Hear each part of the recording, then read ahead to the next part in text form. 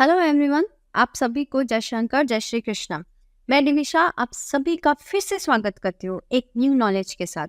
But उससे पहले हम बात करते हैं कल के बैंक निफ्टी एक्सपायरी की। अगर आपने मेरा लास्ट वीडियो देखा है तो आपको अच्छे से कल की पोजीशन होल्ड करना इजी रहा होगा, या अगर आपने बैक टेस्टिंग की होगी तो आपको वो सेटअप बहुत अच्छा लगा होगा।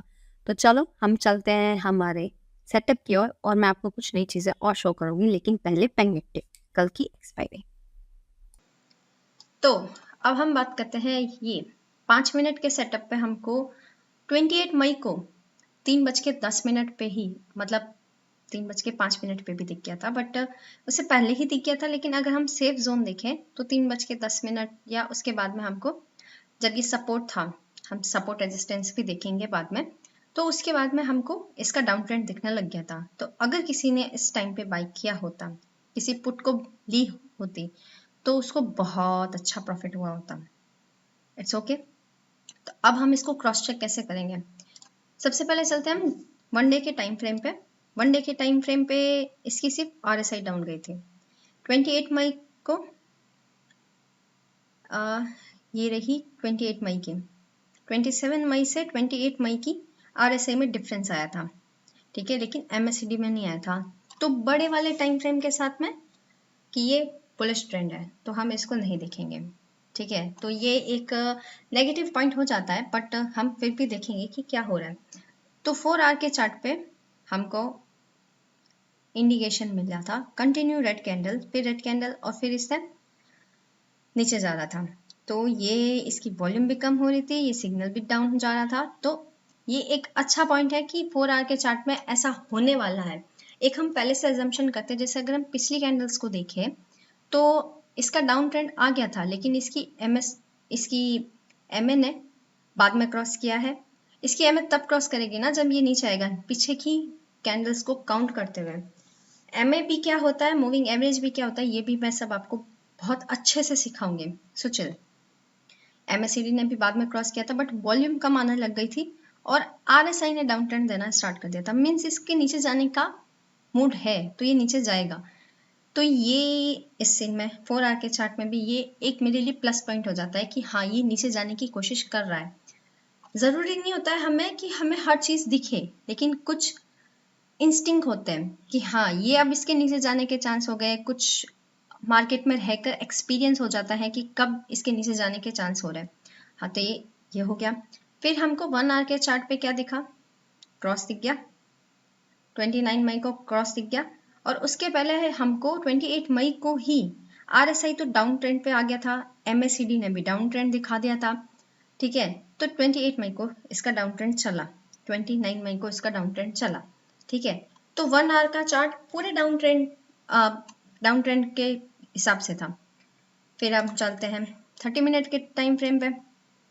30 मिनट के टाइम फ्रेम ने हमको 27 मई को 2:45 ही हमको डाउन ट्रेंड दिखाना स्टार्ट कर दिया था MACD ने, और RSI ने भी। RSI ने तो थोड़ा जल्दी ही दिखाना स्टार्ट कर दिया था 2:45, और इसकी कैंडल के हिसाब से भी इसने डाउन ट्रेंड देना स्टार्ट कर दिया था।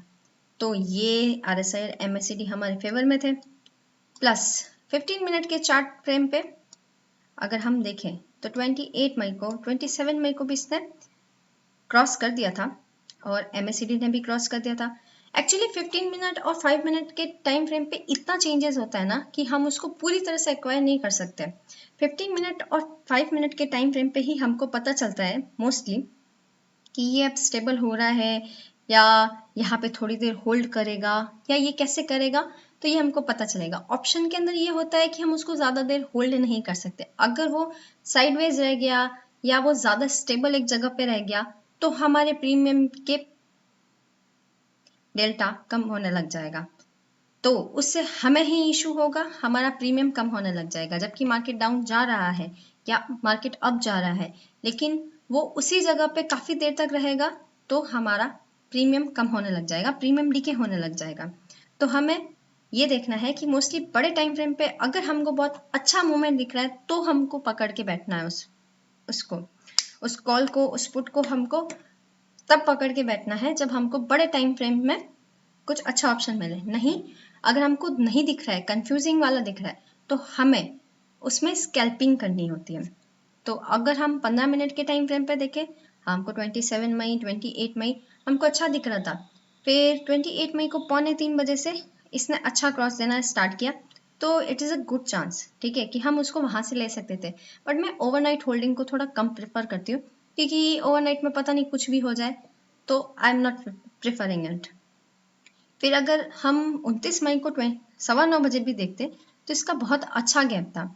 अब इसमें सपोर्ट रेजिस्टेंस भी देखना होता है, ज़रूरी नहीं होता कि हम ये चीज़ें देख के ही ख़त्म कर दें, तो हमें और भी चीज़ें देखनी होती है, वो मैं फ्यूचर में आपको और दिखाती रहूँगी। तो MACD ने अच्छा क्रॉस किया, RSI ने भी अच्छा क्रॉस किया, मूविंग एवरेज ने भी अच्छा क्रॉस किया, और इसकी कैंडल के बीच में गैप भी था। तो अगर किसी ने अच्छे से पकड़ के रखा होता इस कॉल या पुट को, मतलब पुट की कॉल को, तो उसको बहुत अच्छा प्रॉफिट हुआ होता, ठीक है। लेकिन अगर स्कैल्पिंग भी की होती तो इट्स ओके। लेकिन जितना प्रॉफिट मतलब किसी कॉल में दिखा है, कॉल मीन्स मैं यहाँ पुट की ही बात कर रही हूँ, हम दोनों को ही कॉल बोलते हैं, ऑप्शन बोलते हैं, ठीक है। तो अगर किसी ऑप्शन को पकड़ के रखा होता, पुट की ऑप्शन को, तो बहुत अच्छा प्रॉफिट होता। देन अगर हम 5 मिनट के चार्ट पे देखें, तो 5 मिनट के चार्ट ने भी दिया है, बहुत अच्छे से दिया, बट इसकी यहाँ पे जो होल्ड करना, इसके यहाँ पे जो होल्ड करना, हम उस होल्ड में डर जाते हैं। तो इसके लिए हमको बड़े टाइम फ्रेम का सहारा लेना बहुत ज़रूरी होता है, कि हमें पता रहे कि ये इतना जाने वाला है। अब इसके इतने होल्ड के बाद, इस 5 मिनट के इतने होल्ड के टाइम पे ये रहा होगा कि टाइम डिके बहुत ज़्यादा हुआ होगा, और उस टाइम डिके की वजह से प्रॉफिट में बहुत हो जाता है। फिर हमको लगता है कि हमको इतना प्रॉफिट हो रहा था, फिर हम गलत टाइम पे निकल जाते हैं। तो या तो हमको इस तरह से सोचना है कि हम कहाँ देख सकते हैं, यहाँ पे ये कब होल्ड करेगा, यहाँ पे ऑप्शन चेन का भी बहुत बड़ा रोल आता है, तो हम वो भी चीज़ फ्यूचर में सीखेंगे। तो अभी के लिए ये वाला सेटअप आपको ये शो करेगा कि आपकी एंट्री कहाँ हो सकती है, जब आपके RSI, MACD और मूविंग एवरेज सब सपोर्ट में हो, लेकिन उसके साथ आपको सपोर्ट देखना भी बहुत ज़रूरी होगा। तो इसके लिए हम नेक्स्ट वीडियो में बात करेंगे। अगर आपको मेरा ये सेटअप अच्छा लगा तो आप इसको प्लीज़ बैक टेस्ट कीजिए, और बैक टेस्ट करने के बाद ही आपको पता चलेगा कि कौन सी चीज़ें कितना वर्क करती है। Thank you so much, have a nice day.